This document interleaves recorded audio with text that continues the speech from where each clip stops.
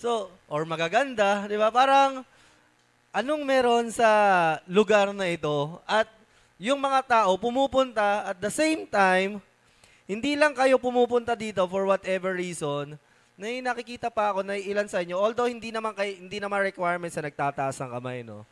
Pero, seeing you at the back na parang may nagtataas pa ng kamay, tapos nagpupuri sa Panginoon, it only shows na talagang dito sa lugar na ito, napakaganda lang dahil the only strategy ng ICF Tondo or ng church na ito, ng Christian church na ito dito sa Tondo, is nothing but our Lord Jesus Christ in this place.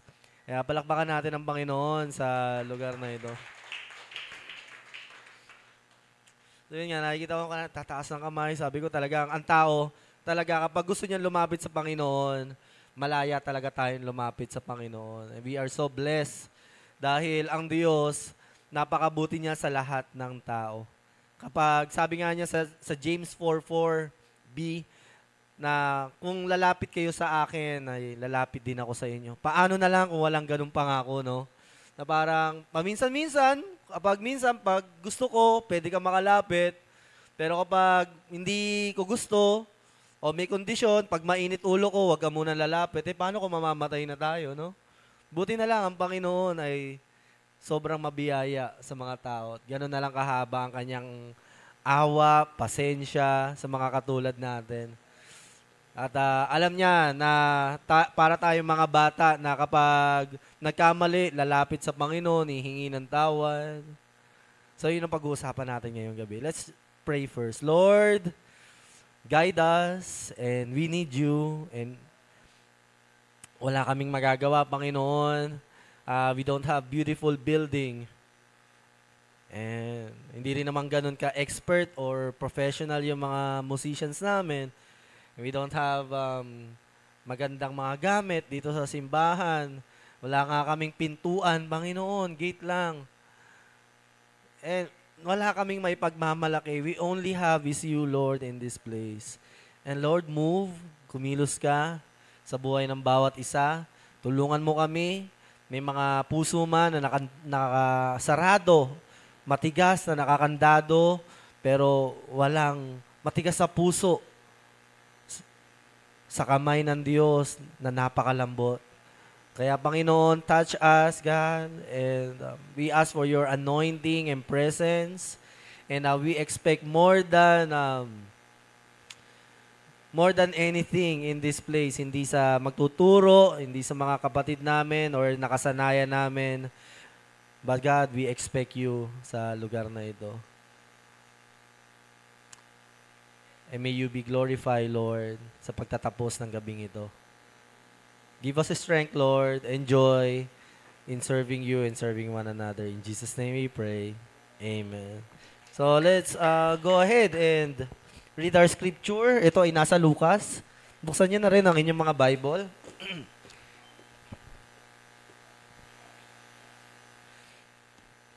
At magandang gabi rin sa mga online, kung may mga kasama man tayo sa online. So, if you are, sa atin, no, again, this is evangelism service. So, kung meron man tayo mga Christians na nakakasama or sometimes mga servants of the Lord, etong evangelism service, we only talk about gospel, yung pagliligtas ng Panginoon. So, we reach people na nagsisimula pa lang sa Panginoon, no? Hindi pa talaga lubusan nakikilala ang Diyos, ang Panginoong Hesus. So, hindi tayo nag-uusap ng mahaba. Again, that's a disclaimer na hindi dapat to lumagpas ng 30 minutes. Okay. So, kasi nga, we know na habang tumatagal ka bilang isang Kristiyano, doon ka lang natututo na ma-enjoy yung Bible na basahin siya na mas mahabang oras. Pero syempre, if you are still a baby or hindi mo takot kang buksan yung Bible, of course, we cannot force you into something na hindi mo pa nakasanayan. But, hindi nga namin kayo pwedeng persahin to do such things, but you cannot stop us from sharing the love of God sa buhay ninyo. Kasi that's our duty. The moment that we stop sharing the love of God, we start failing as a Christian. So that's what's happening in the world, no? Pinipigilan nga kami. But, let's go along. So, ayan sabi ko sa inyo, hindi lalagpas ang 30 minutes to. Kaya makinig kayo maigi, okay? Kalabitin mo na yung katabi mo, gising ka muna, alam ko malamig, gising muna. Kung medyo parang pupungay-pungay yung mata, gising-gisingin mo muna, dahil mabilis lang to. Nang knowing, magulat ka, tapos na, pastor, yes. Parang si ano lang yan, parang isang kapatid natin sa pananampalataya. Sabi niya, nagpapaalam siya sa ministry. Hindi po muna ako tatayo, ganyan. Tapos, nung biglang gusto niya nang tumayo, ay, hindi ka muna pwedeng tumayo. Hindi ka namin tinatawanan. But, ganun talaga ang buhay. May mga pagkakataon na bukas ang pintuan at may mga pagkakataon na wala pang, hindi pa. So, ngayon, again, ayun sinasabi ko sa inyo, focus dahil magulat-gulat na lang kayo, bigla ko sabihin, tapos na po tayo. In Lucas chapter 18, verse 15 to 17, dinala ng mga tao ang kanilang maliliit na anak kay Jesus upang patungan niya ng kamay at pagpalain. Nang makita iyon ng mga tagasunod ni Jesus, sinaway nila ang mga tao.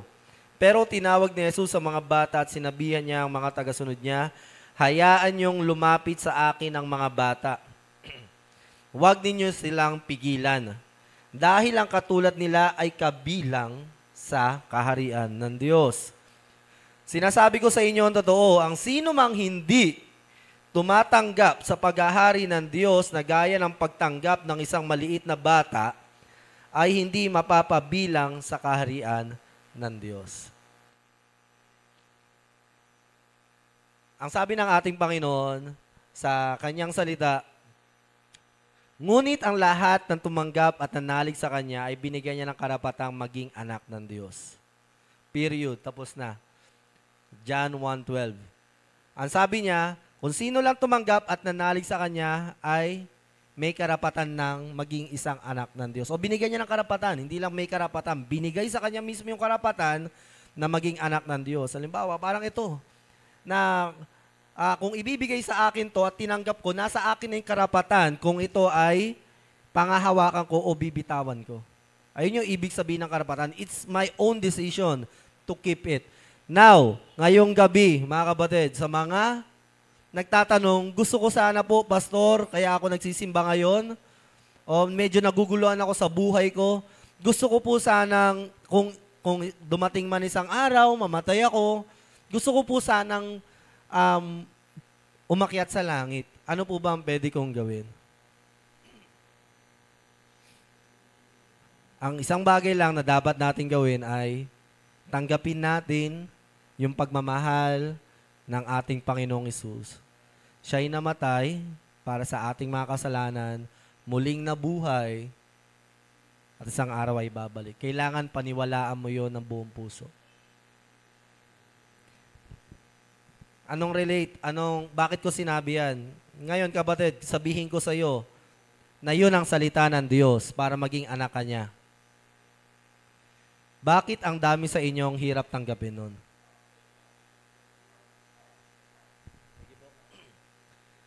Bakit? Kasi matatanda na kayo. Tingnan mo yung katabi mo, matanda na ba yan? Pwede po ba ako manghiram ng isang bata dyan? Isang bata lang, pwedeng... Yung bata talaga. Ayun, ito, si Zacarias. Zacarias, liga dito. Zacarias, liga kay Ninong. Marunong na ba magsalita to si Zacarias? Hello, Zacarias, sama ka sa akin. Ay, pabuhat si Ninong, ha?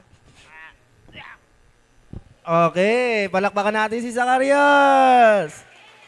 Ang sabi ng Panginoon sa ating lahat, para mapabilang daw tayo sa kaharian ng Diyos ay dapat maging katulad tayo ng isang bata sa pagtanggap sa ating Panginoon. Zacarias, love ka ni Mami? Di ba nagsasalita to? Nahihiya o tulala siya? Sige. Zacarias, happy ka? Ay, okay. Love ka ni Mami tsaka ni Lola? Ay, Naniniwala ka? O talaga? Hindi ko love niyan. Joke lang, love ka ni Mami, no? Si Papa, love ka? Ay, okay. Love na love? Hindi ka takot magutom mamaya? Hindi? Oh, hindi daw siya magutom. Sa tingin nyo, itong bata na to, takot magutom kaya mamayang gabi do? Balik ka na dun sa karyas kay Mami, dali ka! So, balik tayo sa tanong natin, mga kapatid. Kahit sa mga Kristiyano na, kayo, ang tatandaan nyo na. Gusto ko po sanang ibalik kayo sa inyong muling pagkabata sa pananampalataya. Bakit napakahirap tanggapin sa inyong sistema at sa inyong puso na mga anak kayo ng Diyos?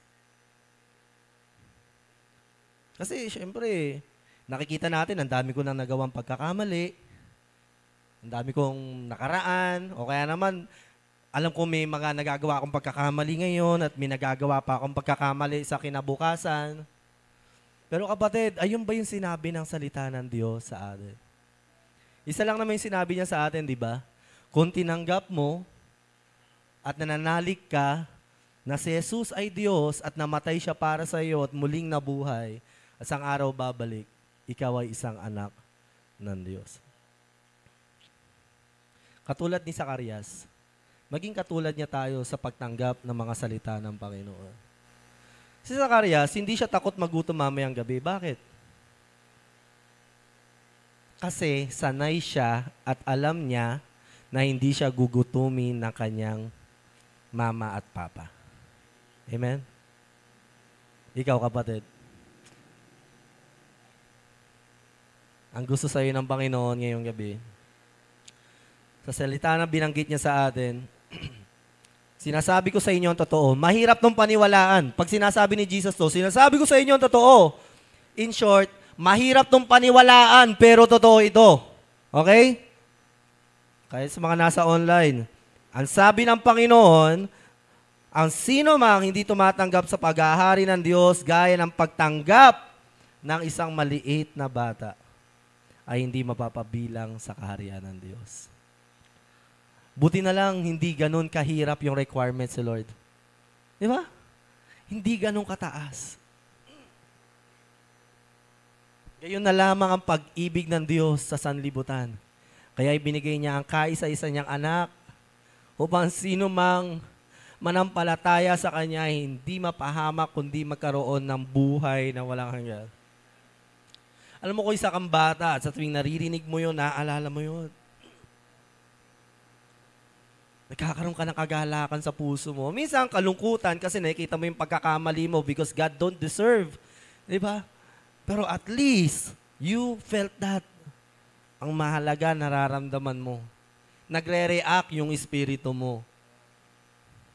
Ito ang gustong sabihin sa atin ng Diyos, maging katulad ka ng bata. Huwag kang matakot sa buhay mo. Minsan, may advantage maging katulad ng bata o matanda. Kaso sa mga pagkakataon na ito, sa pagtanggap ng Word of God o ng mga pangako ng Diyos, ang hinihingi niya sa ating pananampalataya ay hindi katulad ng isang matanda. Ang gusto niya kapag tayo naniniwala sa Diyos ay katulad ng isang bata. Ano ba pinagkaiba ng bata sa matanda? Ang bata ay curious. Yan, inosente. So, curious ang bata. Gusto niyang malaman ng mga bagay-bagay. Kapag may gusto siyang malaman, anong ginagawa niya? Dinidiscover niya. At ang sabi ng Panginoon, huwag niyo hayaan lumayo sa akin ng mga bata. Hayaan niyo silang lumapit. So technically, ganito ang attitude ng bata. Number one attitude na maganda sa bata ay gusto nilang makilala kung sino ang Diyos. That's automatic. Lagi mo yang makikita sa isang bata. Wala pa ako isang bata nagsasabing hindi totoo ang Diyos. Kasi ang bata, lagi nagtatanong yan, saan ang galing to? Bakit? Sino may gawa nun? Sino may gawa kay Lord? Kung ikaw, mami, gawa ka ni Lord, sino may gawa sa iyo? Si Lola, sino may gawa kay Lola? Sino pinaka may gawa sa lahat? Si Lord. Sino may gawa kay Lord? Gusto ko lang din pakilala sa inyo, wala po naglikha sa Panginoon. Siya ay Diyos. Ang ating sinasambang Panginoong Hesus, siya ay Diyos at walang pinagmulan at walang wakas. So, pwede nyo yung sabihin sa mga anak ninyo. But, going back, ang maganda sa bata ay, they are curious. At kapag curious sila, hindi sila tumitigil para malaman ang totoo. Mga nanay at tatay, mga bata talaga, gusto talaga nilang makilala ang Diyos. Ang dahilan kung bakit hindi nila nakikilala ang Diyos, dahil tayo yun minsan nagiging dahilan kung bakit hindi sila makalapit sa Panginoon. So, share ko lang yon para naman aware tayo na ang mga bata, yan, ang mga babies, gusto nilang makilala ang Panginoon. The only reason ba't hindi nila makilala ang Diyos, hindi dahil ayaw nila. Ulitin ko, ang dahilan kung bakit ang isang bata hindi makilala ang Diyos, hindi dahil sa ayaw nilang makilala ang Diyos, di katulad ng matanda. Ang matanda, di ba, parang takot pa yan. Kasi nga, alam nila, hindi na sila inosente. Ayun nga, isa sa magandang traits ng bata ay innocent. Pure, malinis, at walang hangarin. Ang pinagkaiba niya sa matanda, kung bakit, ang matanda hirap na mapabilang sa karya ng Diyos ay meron siya mga personal intention or fears. Meron siya mga preferences. Meron na siyang makakagustuhan sa buhay. Pero ang bata, kasi pure pa yan, wala pang laman, malinis ba? Kaya kapag nagtanong yan, ang gusto lang talaga nilang malaman ay totoong bagay. Isa rin sa mga magaganda sa bata ay masaya sila sa kanilang magulang kapag sila ay binibigyan ng regalo o ginagawa ng mabuti. Kabaliktaran sa matanda. Ang matanda, masaya sa regalo, hindi dun sa nagbibigay ng regalo. Ang mga bata, kapag ginawa mo ng maganda yan, lalo na kung sobrang inosente pa niya, kasi minsan may mga batang hindi na inosente, di ba? Lalo na exposed sa social media. Pero ang mga batang inosente, mas gusto nila yung magulang nila na nagbibigay ng regalo sa kanila kaysa sa mismong regalong binibigay sa kanila. Ganon din ba tayo? Alam ko na natutuwa tayo sa mga mabubuting bagay na nangyayari sa atin, pero ano ba talaga nagpapasaya sa atin? Yung binigay sa atin ng Diyos o yung Diyos mismo na nagbibigay sa atin ng mga biyaya? Kanino ka ba masaya? Sa regalo o sa nagbibigay ng regalo? I remember one story, and I know mararanasan ko rin to bilang isang ama kung kami may magkaanak na ng aking asawa. Kapag ako uuwi, gusto ko sana yung anak ko, pag umuwi ako, yayakapin ako. Tapos hahalikan ako, Daddy! O kaya naman tatay, kung naman tawag niya sa akin, yayakapin niya ako. Pero may isang kwento, sabi nung isang lalaki, yung anak ko, binigyan ko ng kuting o ng aso. So, tuwan-tuwa siya, thank you, Daddy, salamat sa sa binigay mo sa akin. So, sanay siya, kapag umuwi siya, sinasalubong siya ng anak niya, nakaabang na agad sa pintuan, para yakapin siya. Pero isang araw, etong tatay na ito, umuwi, excited na siya, thrilled na siya, ayusin yung sarili ko kasi yayakapin na ako ng anak ko. Pag uwi niya, wala yung anak niya sa pintuan, hindi nakaabang sa kanya. Sabi niya, ano kayang meron? Baka may ginagawa lang to. Nakalimot lang yan. Anak ko. So pagdating niya, pagpasok niya sa loob ng bahay, nakita niya yung anak niya, masayang masaya sa binigay niya na pusa at aso. Tapos siya, hindi na siya niyayakap. Hindi na rin siya hinahalikan. Tayo, bilang mga tao, pinagpapala ka ng Panginoon hindi dahil para mapalayo ka sa Kanya. Pinagpapala tayo ng Panginoon para lalo tayong mapalapit sa Kanya.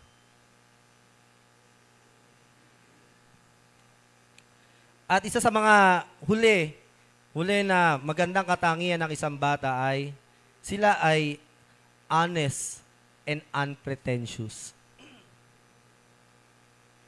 Ang mga matatanda daw ay defensive or they always think about their reputation. Iniisip nila yung kanilang kalagayan, o kanilang estado, o tingin sa kanila ng mga tao. Pero ang bata, hindi nila iniisip yon. At unpretentious sila. Hindi sila nagpapanggap.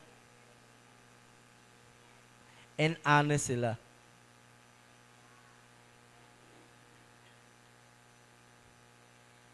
Mukhang marami-rami tayong pretentious people ngayong gabi. At kabilang ako doon. Maraming pagkakataon ng buhay natin, we pretend that I'm okay. Wala naman akong problema. We pretend na parang, okay lang naman ang buhay ko, pero deep inside, parang talagang nangangailangan ka na ng tulong o malungkot ka na, nahihirapan ka na. At may mga pagkakataon kahit sa mismong ating Diyos, we pretend to Him. Hindi gusto ng Panginoon na tayo ay nagpe-pretend sa Kanya. Total naman, mga kapatid, alam naman ng Panginoon kung ano yung laman ng puso natin. Alam niya kung gaano tayo nahihiya sa Kanya. Alam niya kung gaano tayo natatakot sa Kanya. At nakita rin naman niya, pinanood niya tayo nung nakakagawa tayo ng pagkakamali. At ito pa, ang matindi sa Panginoon, hinayaan niya, pinahintulutan niya. Dahil nga binibigyan niya tayo ng kalayaan sa ating mga pagkakamali. Dahil mahal niya tayo. Ayaw niya tayong kinokontrol. Pero may mga pagkakataon talaga, minsan may nangyayaring hindi maganda sa atin, sinisisi natin ang Panginoon. Ano ba naman yan, Lord? Bakit nangyari sa akin to? Pero, ang problema naman sa atin bilang mga tao, sinisisi natin ang Panginoon kapag, eto salita ko, nak, sundin mo. Ano ba naman yan? Kinokontrol mo ko. Sabi ng Panginoon, igalang mo iyong ama't ina, irespeto mo, mahalin mo. Ayoko nga yan eh. Alam mo ba ginawa sa akin ng magulang ko? Hindi sila deserve dyan. Kinokontrol mo ko eh. Pero nung hindi mo na sinunod yung word of God, ano nangyari? Ikaw may kasalanan nito, binabayaan mo ko eh. Saan ba talaga lulugar ang Panginoon, kapatid?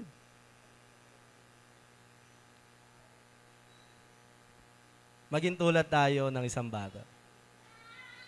Yan, tignan nyo, ang sarap nilang pagmasdan. Wala silang problema. Hindi naman porket na ganyan niya, walang problema yan. Dami kayong problema niyan. Di ba? Ni Asyong, ni ano, sino ba yung mga bata dyan? Marami din problema yan. Ito, marami din problema yan.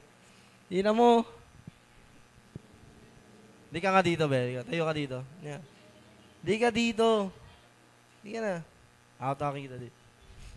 Tignan nyo, mukha bang walang problema to? Parang nangangayayat ka na. Inaanak ko ba to? Diba? Tatingin sa camera, baka may magbigay sa atin. Mga kapatid, mukha bang walang problema tong bata na ito? Sa tingin ko, marami siyang problema. No? Sige, balikan na, be. Thank you.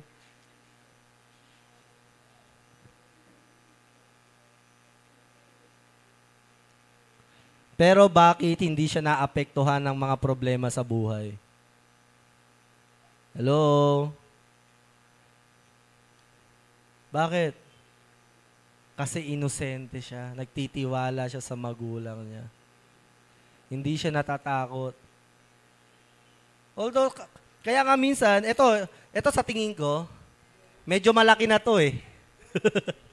Ngayon, dahil tumatanda na tayo, sige tayo, ikaw naman, papakita lang kita kung gaano ka nakalaki. Yan. Ito, pagtatanungin mo to, siguradong maraming problema to. Pero, sige, balikan na, be. Kung ikukumpara mo yung dalawa, isa mas maliit, isa mas malaki na, pareho lang sila ng problema kasi pareho sila ng magulang. Si Ate Beverly, shout out po. Good evening. Kuya Jogard. Ito po yung mga anak nyo. Pero sa kanilang dalawa, sino sa tingin nyo ang mas minsan nalulungkot dahil sa problema? Sa tingin ko si Kuya, di ba? Kesa sa mas bata. Bakit? Magkaiba ba sila ng problema? Pareho lang naman sila ng magulang, pareho ng bahay, pareho ng sitwasyon, pero bakit mas Hindi mo makikitaan ng problema ang mga bata. Yan ang hirap sa atin. Magtiwala tayo sa Panginoon. Trust the Lord. Have like a childlike faith. Pananampalataya tulad ng isang bata. Nagtitiwala sa Panginoon. Hindi ko alam kung anong mga pinagdaraanan mo, anong problema mo. Pero siguro, kaya yung ibang tao, kahit na napakalaki ng problema, isip bata sila pagdating sa pagtitiwala sa Panginoon. Pag matanda, anong ginagawa ng matanda? Mature na ako eh. Anong ginagawa ng matanda? The more you get older, the lesser you get to trust the Lord with all your heart. Kita mo, pag bago pa lang sa faith, talagang trust in the Lord with all your heart. Ngayon naman, pag tumatanda ka na, trust in the Lord with half of your heart. Hanggang sa nagiging 1/4 na. Bakit ba? Kasi nga, pag tumatanda tayo, naiintindihan ko, na-expose tayo. Diba? Nakita natin minsan, kinaya ko pala. Nakalimutan na natin dahil pala sa Panginoon yun. Tapos habang tumatanda, na parang nakakasanayan natin, na nakakapamuhay naman tayo kahit na hindi natin binibigyan ng pansin ng Panginoon. Pero magulat-gulat tayo kapag may malaki ng problema, ay kailangan ko pala ang Panginoon. At dito na tayo magtatapos. Magtiwala ka sa Panginoon. Kanina yung binanggit ko sa inyo, gayon na lamang ang pag-ibig ng Diyos sa sanlibutan, kaya binigay niya ang kaisa-isa niyang anak, upang sino mang manampalataya sa Kanya ay hindi mapahamak kundi magkaroon ng buhay na walang hanggan. Alam mo, ang mga matatalino, ang mga mayayamang tao, ang mga may karangalan, yung mataas ang logic, minsan hirap na hirap silang paniwalaan to. Kasi isasabihin nila, ganun lang yon? Maniniwala lang ako? Wala akong gagawin? Sa simula talaga ng pananampalataya natin hanggang sa pagtatapos, ang tanging bahagi natin sa ating kaligtasan ay pananampalataya sa Diyos. Either you believe it or not, maniwala ka o hindi, tanggapin mo man siya o hindi, yun pa rin ang katotohanan. Kaya kung ako sa'yo, tanggapin mo ang Diyos. At kung ikaw tinanggap mo na ang Panginoon, balik ka sa pagiging bata. Hindi pagiging immature, no? Pagiging bata sa pagtitiwala sa Panginoon. I don't care. Basta sa'yo ako maniniwala, Panginoon. Alam ko na may gagawin ka sa buhay ko. Tayo tayong lahat.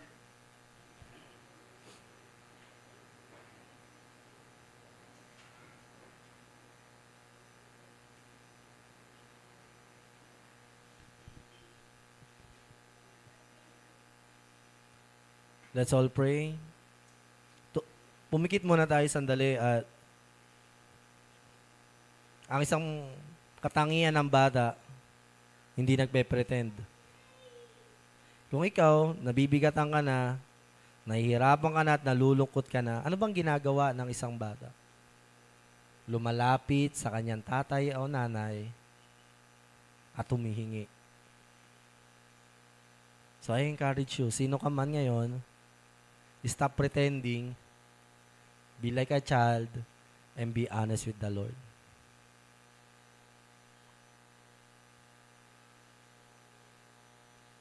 I invite you to pray. Kung gusto mong humingi ng tawad, gusto mong humingi ng tulong, gusto mo siyang pasalamatan, basta kung sino ka ngayon,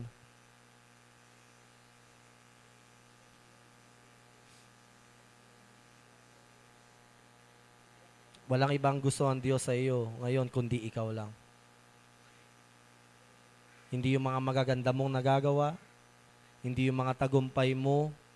Ang gusto niya yung ikaw mismo kung sino ka ngayon. Gusto niya totoong pagmamahalan.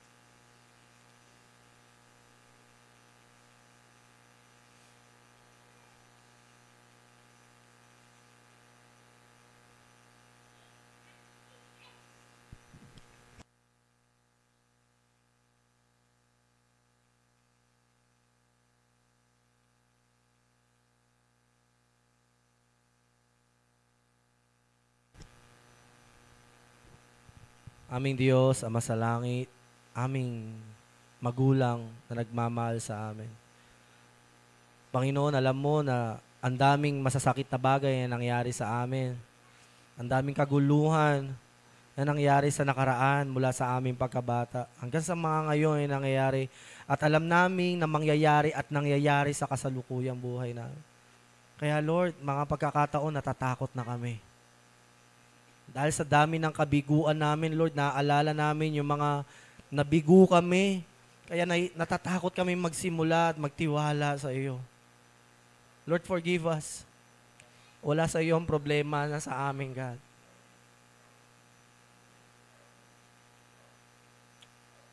Nilalapit ko po sa iyo, mga anak mo ngayon. Yakapin mo po sila hanggang sa makalimutan nila, Panginoon, yung mga kabiguan nila. Hanggang sa matanggal ang mga takot at pag-aalala at pagdududa. Panginoon, hipuin mo po ang espiritu at kaluluwa namin. Tulungan mo kami, Holy Spirit. For your name's sake, God. Alang-alang sa iyo, tulungan mo kami, God. We are helpless without you. We are hopeless without you, Lord. Napapahamak na kami, mapapahamak pa kami kung lalayo kami sa iyo. Kaya tulungan mo kami, God. Alang-alang sa iyong mabuting kalooban, hindi sa kung anong nagawa namin. Dahil sa kung anong nagawa namin, God, walang mangyayari sa amin. Wala kaming dapat tanggapin na mabuti. Pero alang-alang sa kabutihan mo, Panginoon, kung sino ka, iligtas mo po kami na iyong mga anak.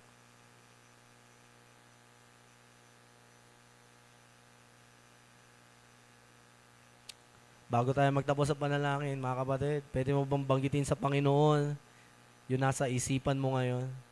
O ano lang, nasa isip at puso mo ngayon? Pagtatapos tayo sa prayer. Alam mo, nakaharap sa iyo ang Panginoon na may pag-ibig. Nang walang panghusga, nang walang panunumbat.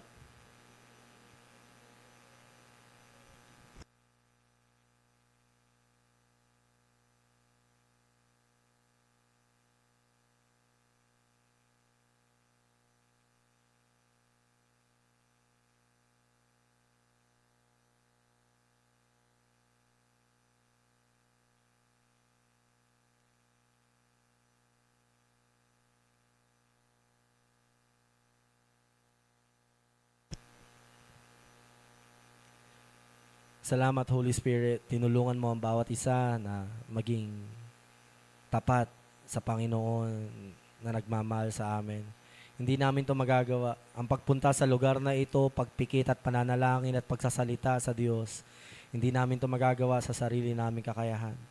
Kaya salamat po sa pagtulong mo sa bawat isa at manatili ang iyong paalala sa amin, ang iyong mga pangako sa amin.